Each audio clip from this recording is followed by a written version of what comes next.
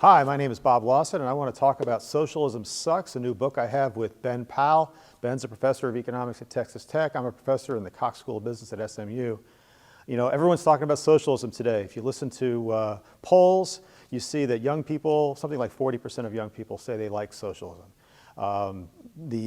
Michael Moore, the film director, he tweeted out recently that people think socialism is fairness and capitalism is selfishness, and people favor fairness over selfishness.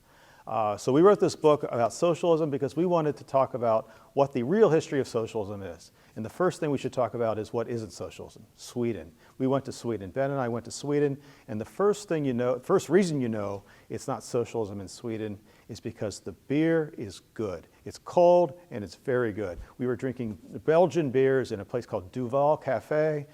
Duval Cafe is owned by a private individual. I don't know his name, but it's a private bar owner. And Volvo is a private company. And if you look at the skyscrapers and the buildings in Sweden, in Stockholm, they're all owned by private people. People work for private companies. They buy and sell things in private markets. That's not socialism. Socialism means, the classic definition anyway of socialism means, that the property is going to be owned and controlled by the collective, which in effect has mean the state. So the state's going to run and control the economy.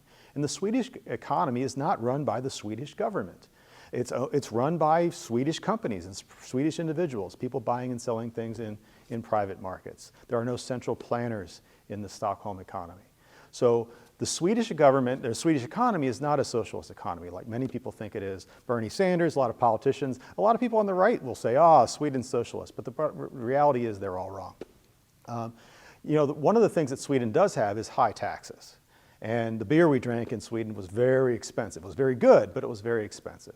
And so the Swedish economy is not like a free market economy the way we think of free market economies being, but it is a market economy. It's a market economy with extremely high taxes. And I don't think that's good for Sweden. I think the Swedish economy would work better with lower taxes.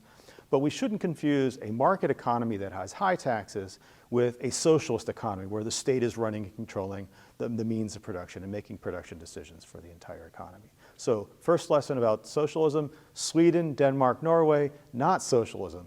And then later on in the book, we're going to go in and talk to some other socialist countries, see some real socialist countries like Venezuela, Cuba, Russia, Georgia, and other places.